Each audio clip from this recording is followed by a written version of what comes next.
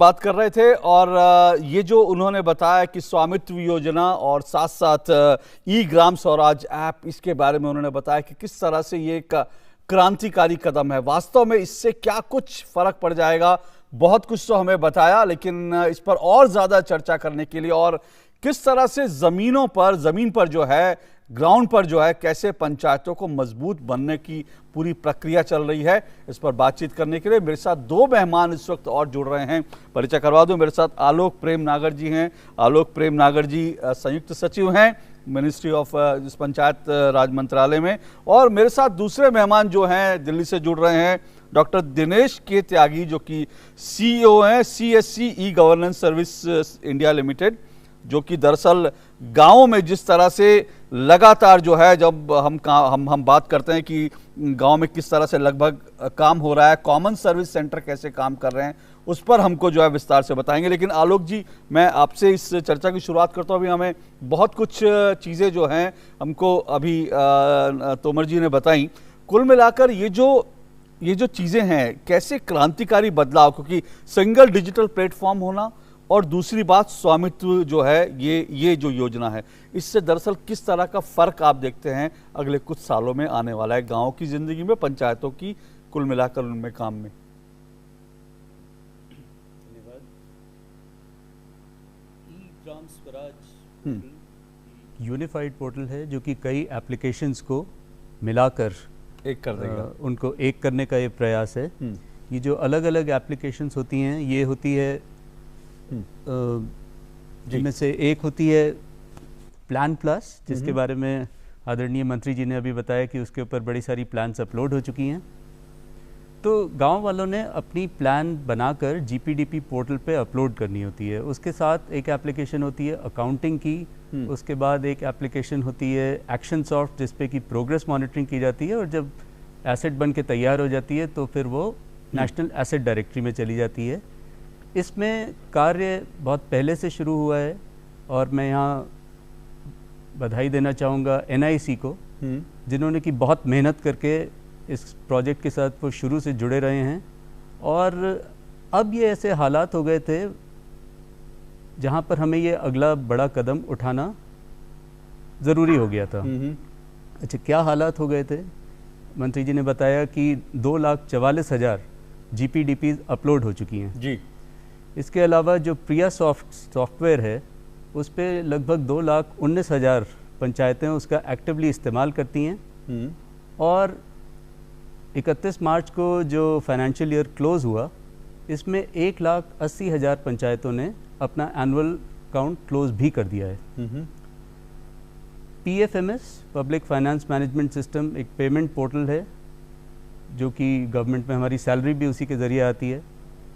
प्रिया soft को PFMS से link करने की कोशिश शुरू हुई लगभग 1 बरस पहले, जिसमें कि ऐसा सोचा गया कि पंचायत के द्वारा जो भी व्यय किया जाता है, जो वेंडर्स को पेमेंट्स की जाती हैं, वो सारी उसके माध्यम से करी जाएं।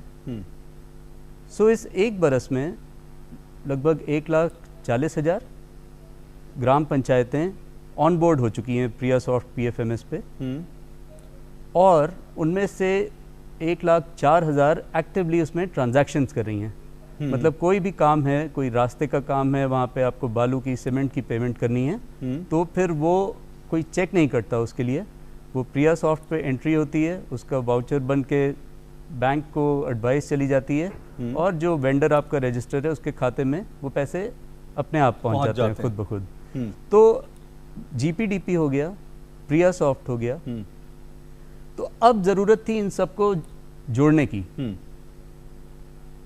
क्योंकि कई जगह मल्टीप्लिकेशन हो रही, चीजें बहुत लोगों को अलग एप्लीकेशन में दोबारा इस्तेमाल करना पड़ता था, उन्हें अकाउंटिंग में अपने डेटा रखना पड़ता था, उन्हें प्लान में अपना करना पड़ता था। तो अब क्या हुआ कि जब आपकी प्लान में कुछ एक्टिविटी बन के तैयार हो चुकी है जी, तो वो वहाँ से अपने आप आपके अकाउंटिंग सॉफ्टवेयर में आएगी, और जब वो अगली स्टेज पर पहुंचेगी, जब तक कि वो बन के तैयार नहीं हो जाती, तब तक वो इसी वर्क फ्लो में, इस एप्लीकेशन में उसका रिप्रेजेंटेशन होगा, जिस कारण हमें जानकारी बड़ी अच्छी मिल पाएगी, जिस कारण जो एनालिसिस करने होते हैं प्लानर्स को, ब्लॉक स्तर पे, जिला स्तर पे की जो पैसा है पंचायतों के ऊपर 29 सेक्टर्स हैं अलग अलग जो डिवॉल्व होते हैं, जिसमें पानी भी होता है, बिजली भी होता है, उसमें डिज़ास्टर मैनेजमेंट होता है, विमेन एंड चाइल्ड डेवलपमेंट होता है। तो आमतौर पे आप उनका एनालिसिस करके पाते हैं कि किसी एक दो सेक्टर्स में ज़्यादा खर्च हो रहा है, बाकी सब में वो पहुंच नहीं पा रहा। ठीक है। तो अब इन सिस्टम्स के द्वारा आपके पास ये साधन होगा कि आप देख सकें कि जो ग्राम पंचायतों द्वारा पैसा खर्च किया जा रहा है वो किस किस सेक्टर में जा रहा है, उसकी क्या गुणवत्ता है।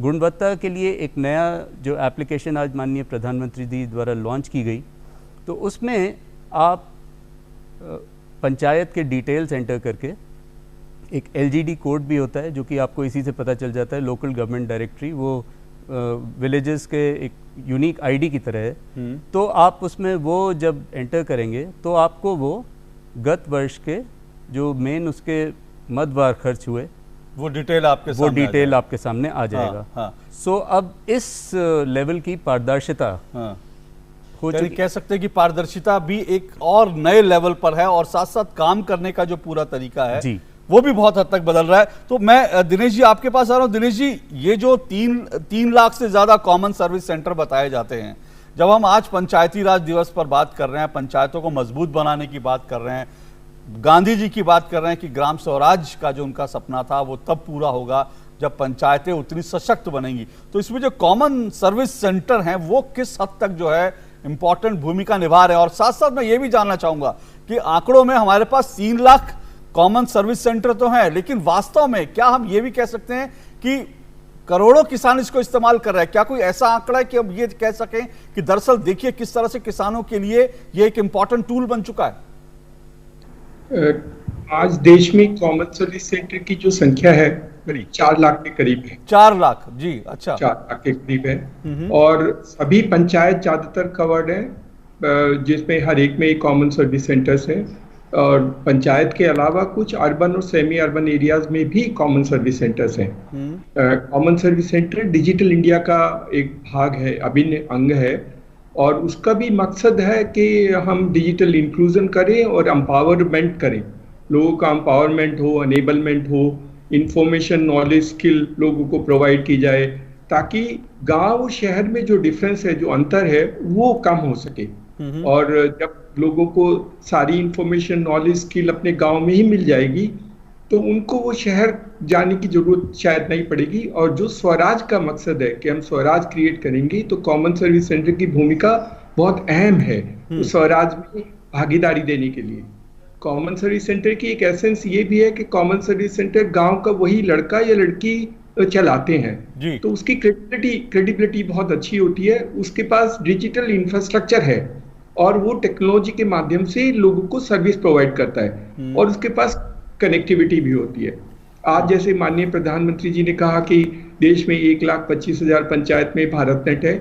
देखिए, कॉमन सर्विस सेंटर के विलेज लेवल एंटरप्रेन्योर ही भारत नेट को मैनेज करते हैं। जो लास्ट माइल पंचायत लेवल पे है, भारत नेट का मैनेजमेंट, ऑपरेशन और मेंटेनेंस वो कॉमन सर्विस सेंटर के विलेज लेवल एंटरप्रेन्योर्स ही करते हैं। हमारी कुछ लड़कियां जो गाँव में ये कॉमन सर्विस सेंटर चलाती हैं, वो भी भारत नेट का रिपेयर और मेंटेनेंस करती हैं।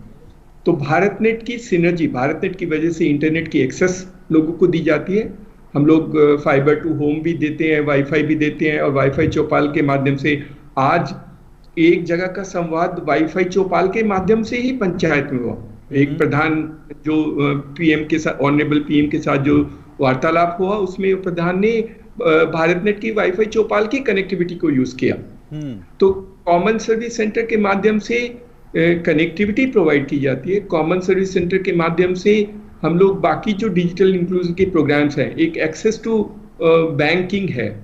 तो जैसे पहले लॉकडाउन में सिर्फ बैंकिंग कॉरेस्पोंडेंट को अलाउ किया गया था, तो हमारे 18,000 कॉमन सर्विस सेंटर हैं जो देश में करीब सारे बैंकों के लिए बैंकिंग कॉरेस्पोंडेंट का काम करते हैं।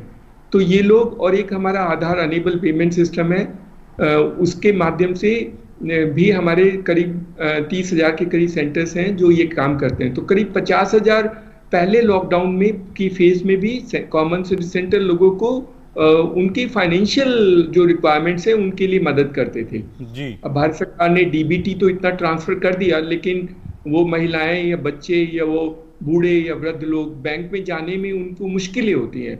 तो कॉमन सर्विस सेंटर उन सब की मदद करता है कि वो एक्सेस करें।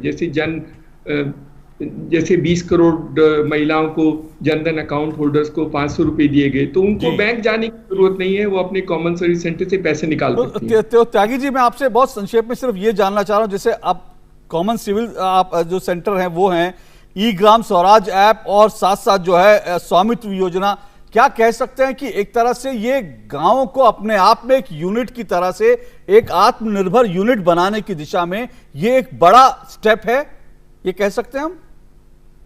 इन दोनों प्रोग्राम में बहुत सिनर्जी है, कॉमन सर्विस सेंटर और पंचायत में बहुत सिनर्जी है जी। और आज जो ई ग्राम स्वराज जो पोर्टल लॉन्च हुआ है, देखिए गांव में लोग अभी भी अपने आप काम करने में थोड़ा उनको तो हिचकिचाहट होती है, तो उनको असिस्टेड फॉर्मेट चाहिए, मतलब उनकी कोई मदद करता है। कॉमन सर्विस सेंटर वो असिस्टेड फॉर्मेट है जो गांव में पढ़े लिखे और जो कम पढ़े लिखे उन सब की मदद करेगा इस ई ग्राम स्वराज पोर्टल से इंफॉर्मेशन एसेस करने के लिए। ठीक है। उनको अगर पूछना है तो बता देगा क्या काम हुआ, somebody want to find out details, तो वो डिटेल्स के साथ शेयर कर देगा। तो सारी चीजें जो ई ग्राम स्वराज पोर्टल पे हैं, स्कीम्स हैं, प्रोग्राम्स हैं, उनकी एलिजिबिलिटी है या उनका रजिस्ट्रेशन प्रोसेस है, ये सारी मदद कॉमन सर्विस सेंटर का जो विलेज लेवल एंटरप्रेन्योर है, लड़का या लड़की है, वो गांव वालों की मदद करेगा। और क्योंकि हम डिजिटल लिटरेसी का प्रोग्राम भी करते हैं, जो भारत सरकार का अभियान है, हर गाँव में हर एक परिवार में से एक को डिजिटल लिटरेट करना है, तो डिजिटल लिटरेसी के माध्यम से उनको सिखाते हैं, उनको एक्सेस कराते हैं। कॉमन सर्विस सेंटर भारत सरकार की सारी स्कीम के लिए एडवोकेसी करता है, अवेयरनेस क्रिएट करता है, उनको फिर अनेबल करता है और उनके लिए उनको समझाता है। सो अवेयरनेस, समझाना और अनेबलमेंट, ये तीनों काम कॉमन सर्विस सेंटर करता है, ताकि गांव में हर एक को, चाहे वो गरीब हो, चाहे किसी जाति परिवार से बिलोंग करता हो, चाहे गरीब हो, उन सबको वो सुविधाएं मिल सके जो कि उनको उनके ड्यू है। जी ठीक है, बहुत बहुत शुक्रिया त्यागी जी, समय फिलहाल इतना ही है। बहुत बहुत शुक्रिया नागर जी आपका भी, आप यहाँ स्टूडियो आए, बहुत बहुत शुक्रिया आपका। और जाहिर सी बात है